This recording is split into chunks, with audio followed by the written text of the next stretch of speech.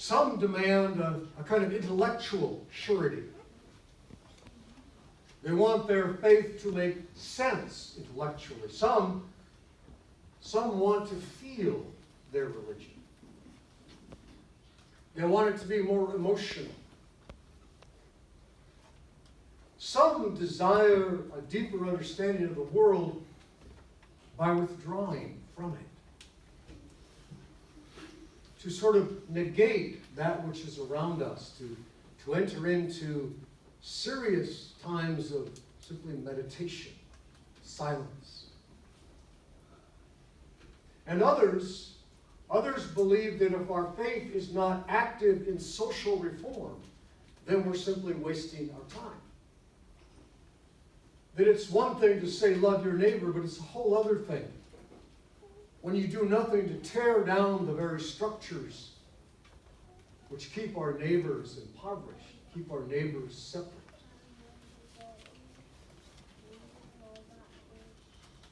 So we're all different. But there are two sort of fundamental people that I want to talk about. We have people who are givers. And we have people who are takers. I had the privilege of knowing a man, extremely wealthy. And over lunch one day, he said to me, I spent 40 years amassing a fortune. I'm going to spend 20 years giving it away. And he was incredibly generous.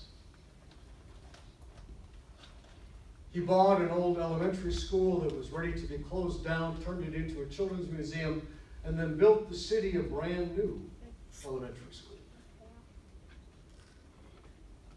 In South Dakota, hockey is God. I have kids that would travel 300-400 miles every weekend to play hockey.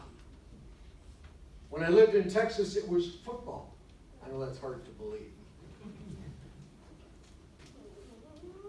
Well, he built the community a state-of-the-art hockey rink. His footprints were all over that community in incredible ways of generosity. But there are also people who are simply takers. In today's text from Galatians has oftentimes been called the Magna Carta of the religion faith, the Declaration of Freedom. Next week we'll be spending time on the 4th celebrating our freedoms. And I'm going to talk next Sunday a little bit about that. But with this idea of for freedom's sake, Christ has set you free. And then he talks about the flesh and the spirit. And if you're paying close attention, he said the works of the flesh are obvious. In the Greek, it means almost like, why do we focus here? And he goes on to talk about licentiousness and greed and envy. And so when I talk about people who are takers, it's not just material stuff that they desire, but it's emotional. They're demanding, they're critical. It seems as if you can never satisfy them. It's almost like they have a God-given right to make your life miserable.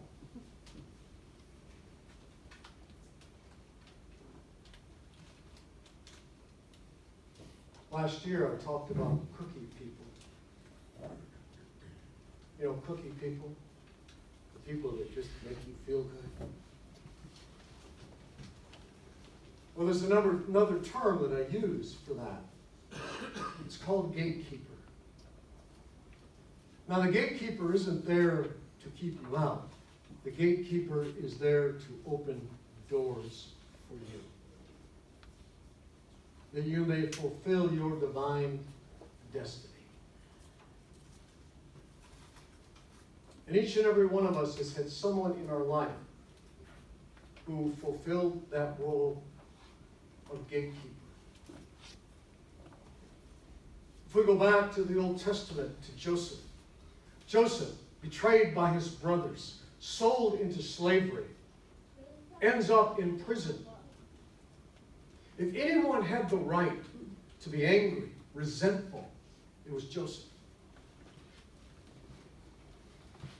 But one day while he's in prison, he sees two of his fellow inmates who are obviously perplexed. And Joseph goes over and asks them, what seems to be troubling you? And it was the Pharaoh's baker and the Pharaoh's butler, who had been in prison like Joseph had. And he said, well, we've had these dreams and we don't know what they mean. And Joseph said, well, tell me your dreams. And he told them. And he said to the butler, I have good news for you. You will be restored to your place in the Pharaoh's court.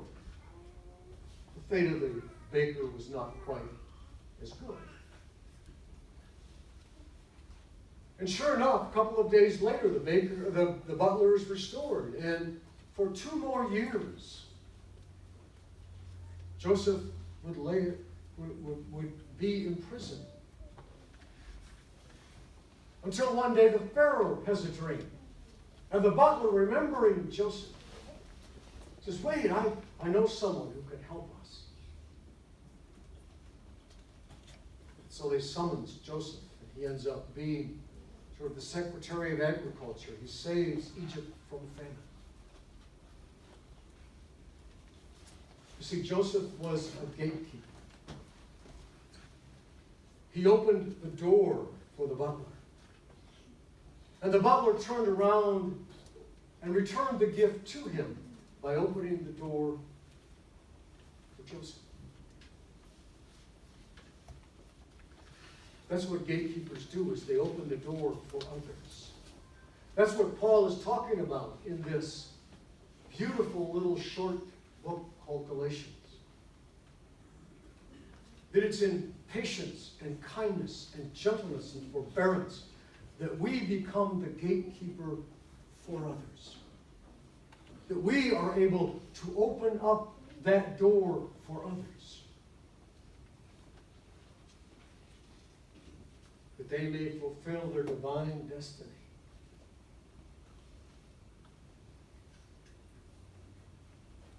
I've shared with you before about my schooling. My mother put me in first grade when I was 4. And for a number of years, I struggled. I wasn't physically ready. I wasn't emotionally ready. I wasn't intellectually ready. My sister Margaret, who was 2 years older than me, was only 1 year ahead of me in school. And so I truly struggled. And the only way I was able to survive was apparently I was good at sports. But there was a moment in my sophomore year when I was truly struggling.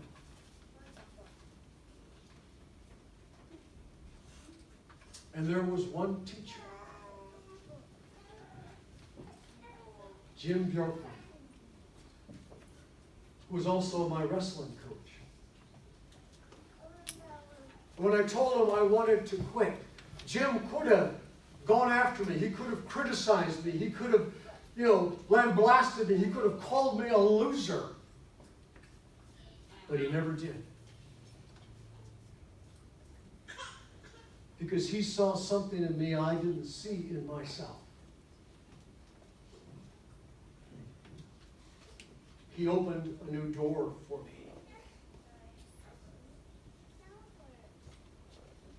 That's what gatekeepers do. That's what Paul talks about. He says, do not use your freedom to serve yourself, but use your freedom to be the gatekeeper for others. In a few moments, we're going to invite Ava Rose into our community of faith. And we will make some promises. And one of the promises we will make is to be the gatekeeper for her. To see that she is raised in the faith. It's not just mom and dad's responsibility, it's all of us.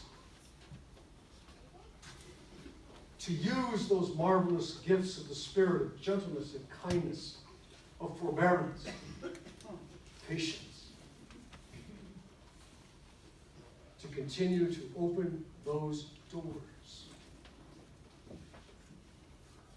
so that those in our midst can fulfill their divine destiny. It's an awesome responsibility to always be on the lookout for opportunities to open a door for someone else, that they may fulfill in fullness God's desired will for them.